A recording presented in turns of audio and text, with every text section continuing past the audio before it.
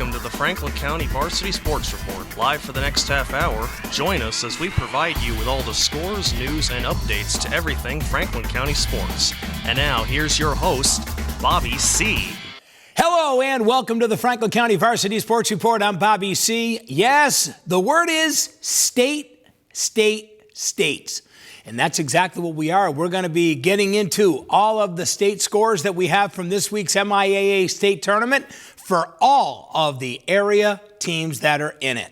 And we want to say a big thank you to our underwriters as well. Our friend Lisa Alber of Alber Hearing Services, located at 33 Waddell Street in Greenfield. Our local audiologist. Yep, if you're having trouble hearing, alberhearing.com.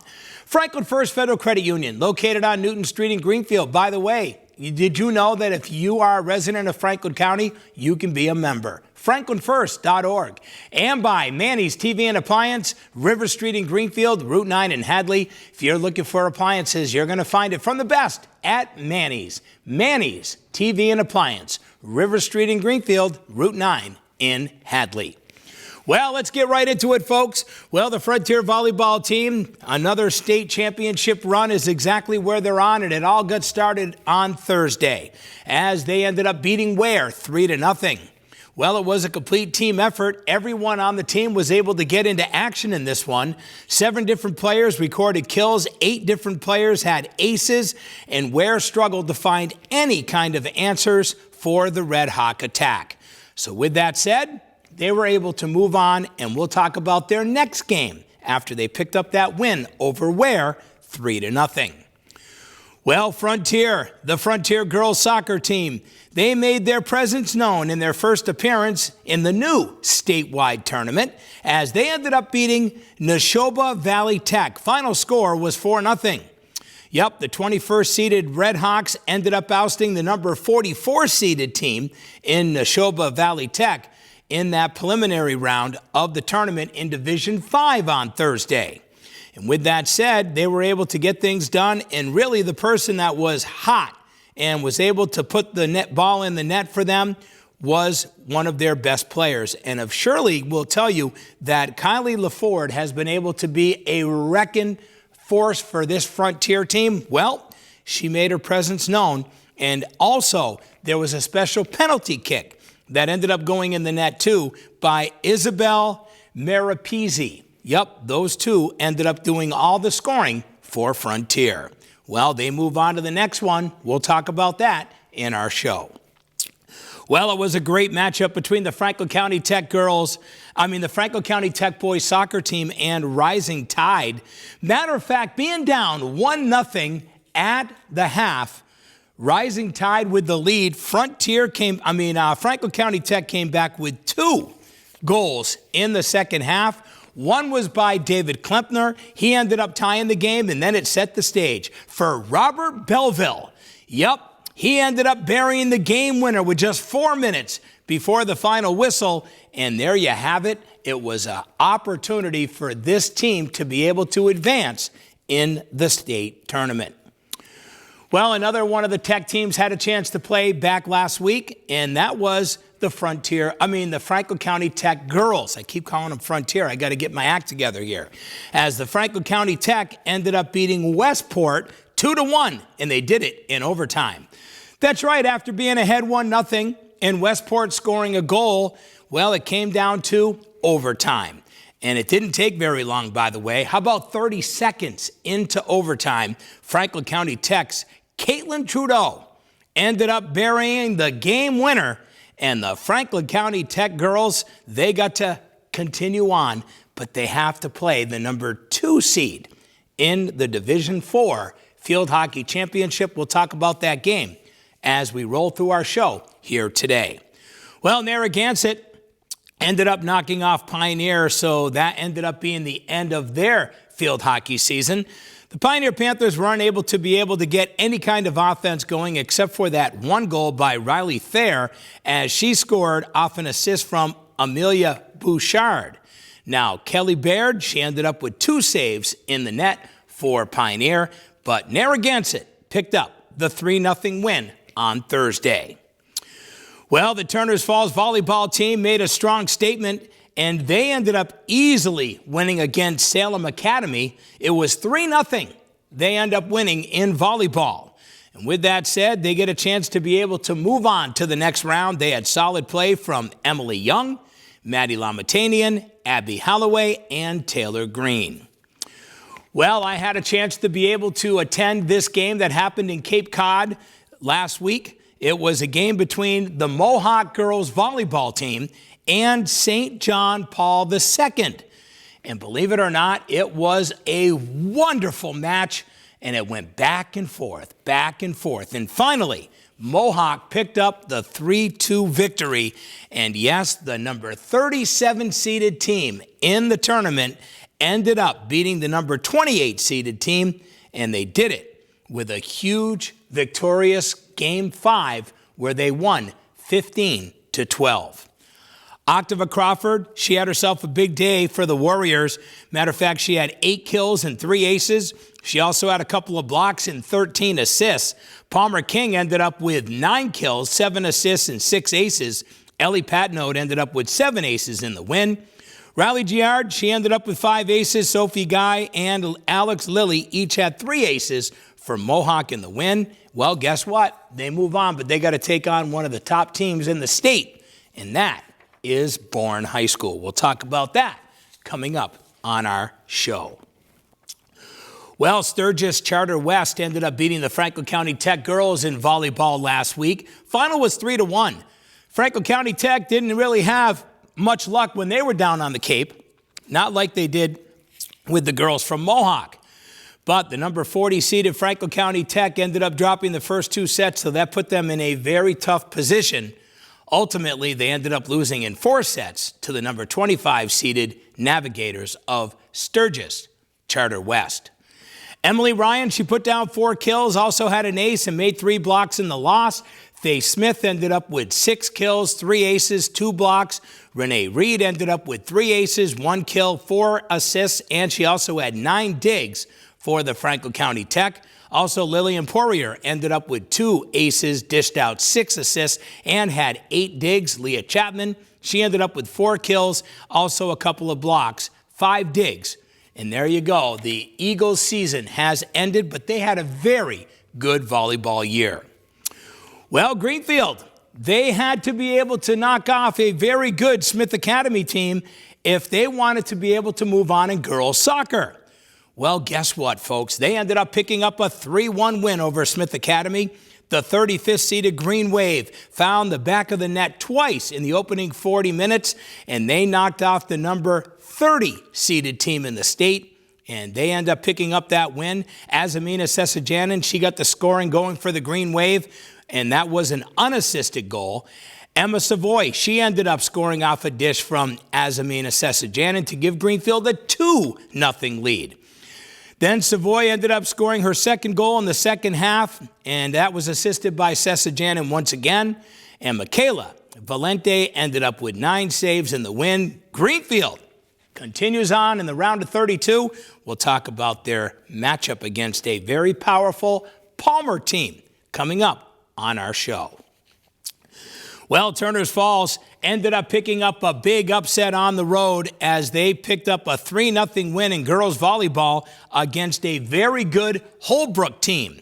That's right, the Turner's Falls Thunder got themselves an opportunity to get into the round of 16 as the 22nd seeded team ended up with an impressive win over the 11th seeded Holbrook team. And with that said, they get to move on in the tournament.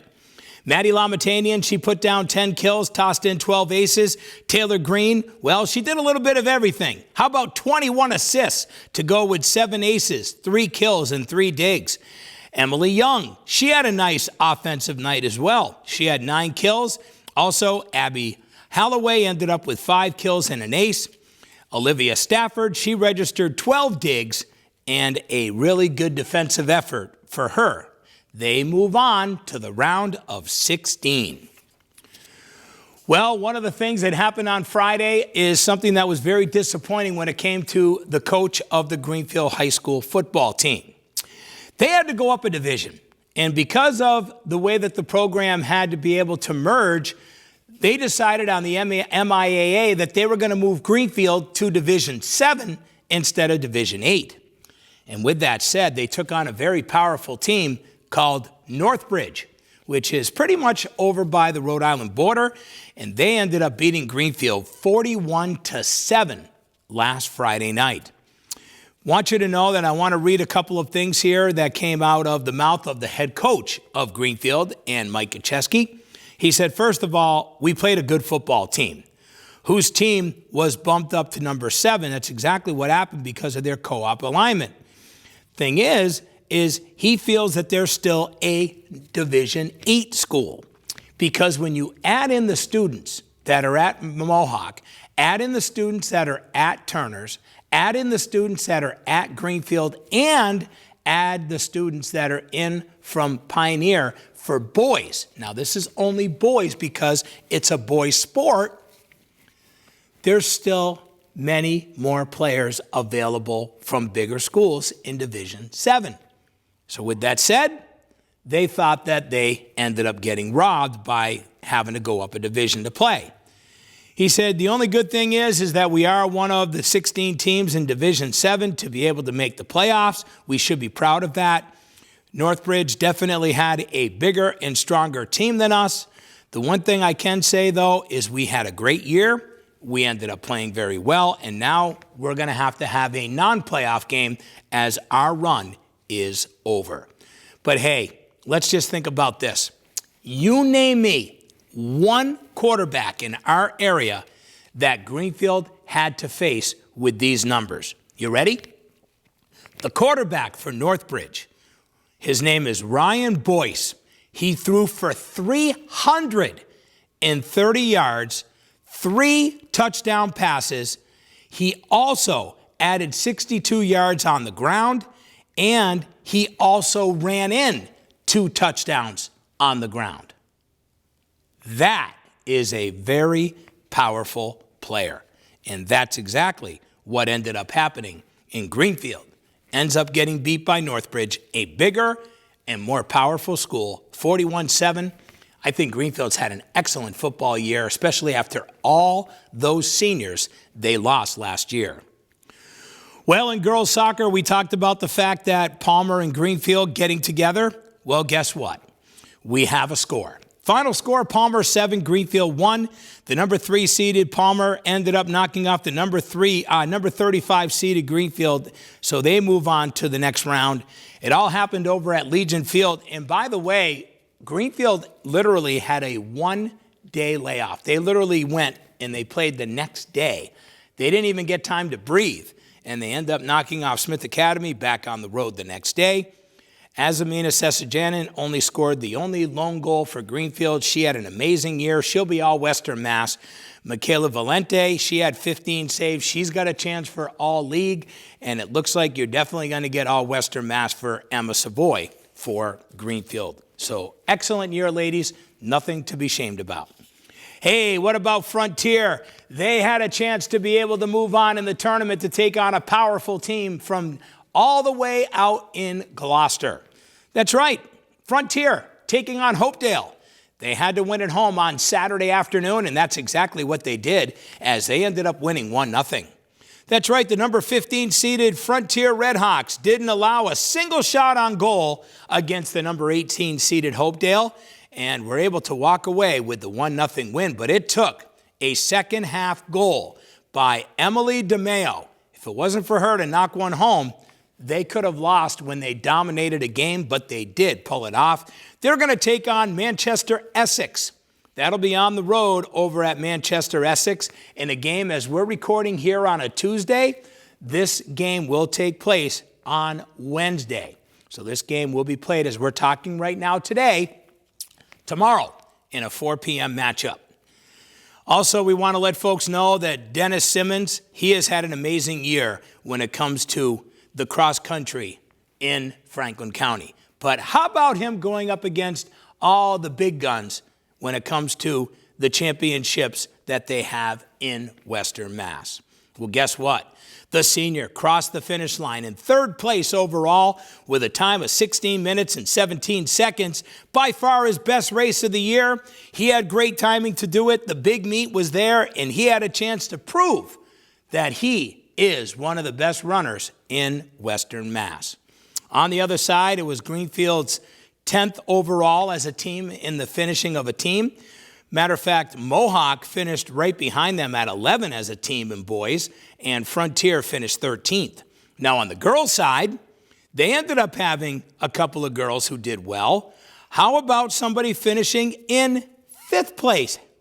Well, that's exactly what the Frontier girls team did. They cracked the top 5 and ended up finishing in 5th place in Western Mass. Matter of fact, when you talk to their head coach, he said, listen, how can we go wrong when we're taking on big schools like Longmeadow and Amherst? Everybody is involved in this tournament. So that's why you're going to find out what you really are about, because you're playing the best. There is no divisions on Western Mass. It's just a Western Mass cross-country championship, and we place 5th. Coach Bob Smith, very proud of his girls at Frontier. Also, he said that Leah Gump, how about her, placing 13th overall? She has become a monster on the cross-country course, according to Coach Smith. He also says that he's really enjoyed the year and he's enjoyed being able to be involved in her coaching. And why wouldn't you? And how about this? Another girl cracked the top 20, and that was one of the girls from Mohawk, where Ellie Pinkham, she ended up number 20. What a nice job. She had a great year as well. I tell you right now, we got some great athletes here in Franklin County, but one guy that will be missed, he's a senior, is Dennis Simmons, but he placed 3rd in Western Mass for Mohawk. Well, in field hockey, it was a matchup between St. Mary's Lynn and Greenfield, and it came down to overtime. Well, it took a breakaway goal less than a minute into overtime to give the number 13 seeded St. Mary's Lynn that win over number 20 seeded Greenfield. So Greenfield is now out of the field hockey tournament. But Lily Kackelmeyer scored the Green Waves' only goal of the second quarter. Unfortunately, it was that sad situation where St. Mary's Lynn scored that overtime goal to give them the victory. Well, Manchester Essex ended up taking care of the Franklin County Tech girls. Final score was 5-0. But I want to let you know something here, and I want you to hear me out, that the 34 seeded Eagles ended up only losing 5-0 against the number 2 seed in all of the state of Massachusetts. Now think about this. This is a small little school of a group of very young players, and they only got beat 5-0. That, to me, is a big victory. And I'm going to tell you, it could have got a lot worse. Why? Let's talk about it. Freshman goalie Madison Markwell, she recorded 21 saves for the Tech school. So think about this. They had 26 shots on net. 5 went through, and 21 were saved by a freshman goalie. Tell you right now, Coach Lovett, she said it best. We hadn't seen shots like this all season. We ended up playing a team that we've never seen before, and look at how somebody who has been able to grow during the season as a freshman goalie was able to have the performance that she's had. Manchester Essex, well, they take on Frontier. We talked about that earlier. That game will be played as we record this on a Tuesday. It will be played on a Wednesday, 4 o'clock, out there in Gloucester. Well, we talked about the Mohawk girls going up against a powerful Bourne team. Well, they surely had their hands full. Couple of reasons. Number one, 3 of their players were sick, so they didn't even play. So that hurt the team. The other thing that hurt the team is going up against another powerful team and another bus ride back to the Cape. They already went down to the Cape already to play in Hyannis, and then on Saturday, they had to go back to the Cape again, but this time to Bourne. They ended up getting beat 3-0 to the number 5 seed in the state. Octava Crawford, well, she led the Warriors with 5 kills and 4 assists. Palmer King ended up with 5 assists, 2 aces, and 2 kills. Ellie Patnode had a couple of kills. Sophie Guy ended up with a kill in the loss. One of the key players ended up being sick was Alex Lilly. Great year for Coach Sherry Lannon and her girls. They should be very proud of the great year they had and also the addition of Palmer. I'll tell you right now, he did an amazing job as well. You know, when you start thinking about what is happening, you think about what ticks to be able to keep teams going. I'm going to give you a great one right here. Frontier Boys Soccer. They are good, let me tell you. How good are they? Well, they're ranked number 5 in the state in Division 5.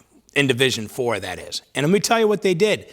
They ended up knocking off the number 29 seeded team Abington easily in South Deerfield on Saturday afternoon. Final score was 4-1.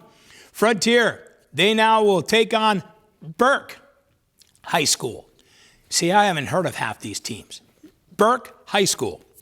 That'll be played Wednesday as we have our show today. That'll be tomorrow at 5:30. And let me tell you, this Burke team is ranked number 20th, and Frontier is ranked 5, so they got a nice home game. So all you locals, get out there and support the kids. Devin Niles scored a goal. Also, Tyler Dubriel, he got the scoring going and gave them a goal. And then all of a sudden, Frontier struck again as Brady Birch ended up getting himself a goal.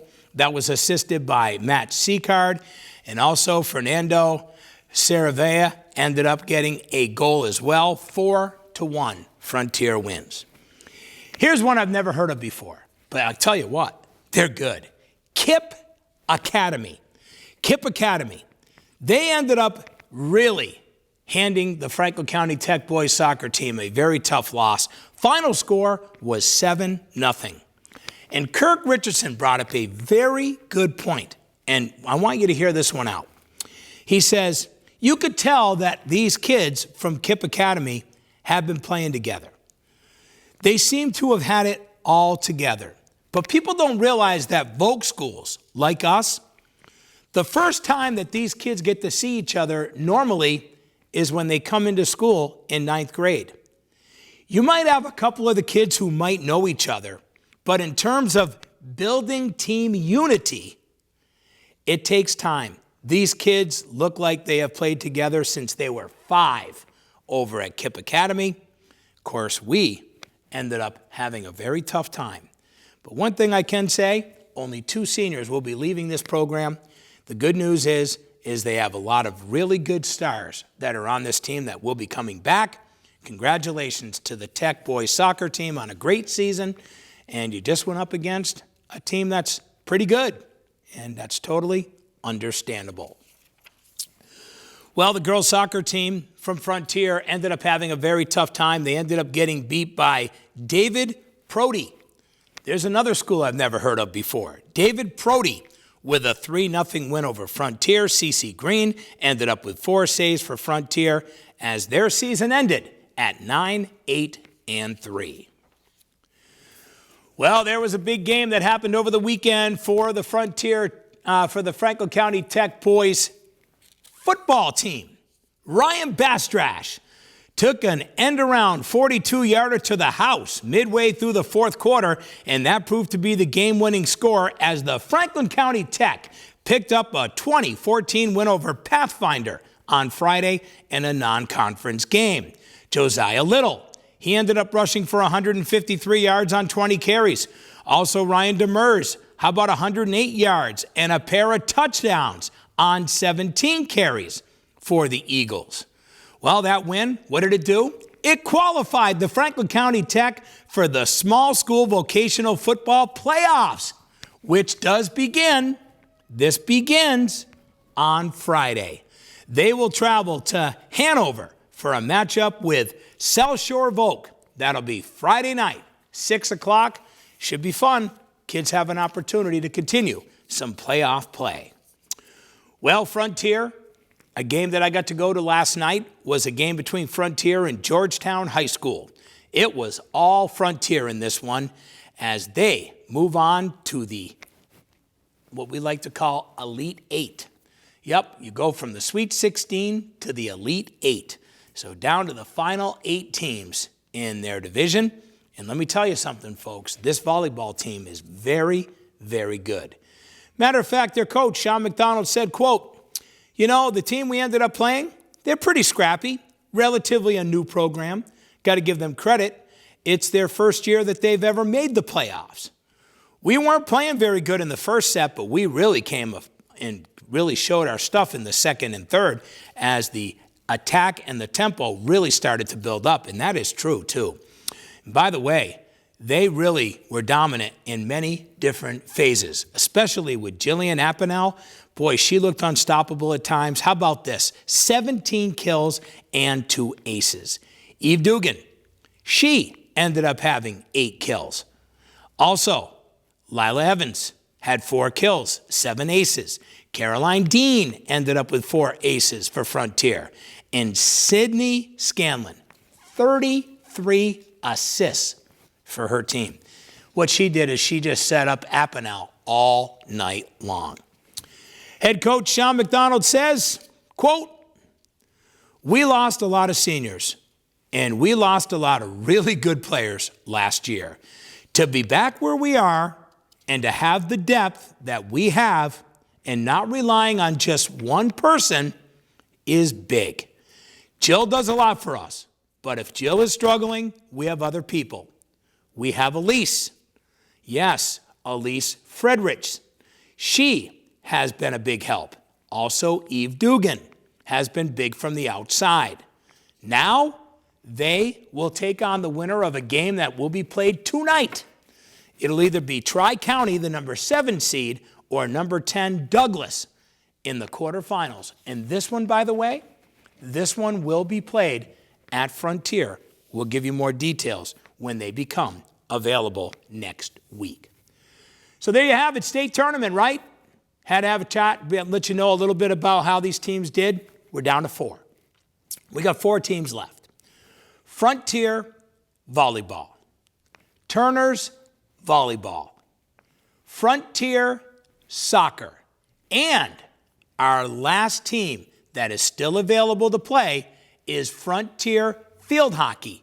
Frontier Field Hockey, which is in as well. So if you really think about it, folks, out of all of our schools here in our region, out of our 4 teams that are still left in the state tournament, 3 are from Frontier Regional. I want to say a big thank you to our underwriters here today. Thank you very much to our friends over at Franklin First Federal Credit Union, located on Newton Street in Greenfield. You know, if you are a resident of Franklin County, you can be a member of Franklin First Federal Credit Union at franklinfirst.org. Manny's TV and Appliance, River Street in Greenfield, Route 9 in Hadley. They want to remind everybody that if you need appliances, come see them. They are the best, folks. Can't go wrong at Manny's TV and Appliance. And if you're having trouble hearing, hey, I have the best person for you. Lisa Alber of Alber Hearing Services, 33 Riddell Street in Greenfield, where Lisa wants to remind everybody that if you want to get checked, you can get a free hearing evaluation, alberhearing.com, or contact her at 33 Riddell Street in Greenfield. So, next week when we come back, we'll have some sports scores. We got some football teams that will be able to play non-conference games. We'll talk about them. And then we're going to get in deep into our last 4 teams that are still in the state tournament. But until we meet again next week, I want to say thank you for tuning in to the Franklin County Varsity Sports Report. I'm Bobby C. You know, I'm very lucky to have John Meisner as my producer. We also want to say a big thank you to our friend Philippe Simone from Greenfield Community Television. So, support your local athletes and have yourself a wonderful, wonderful day.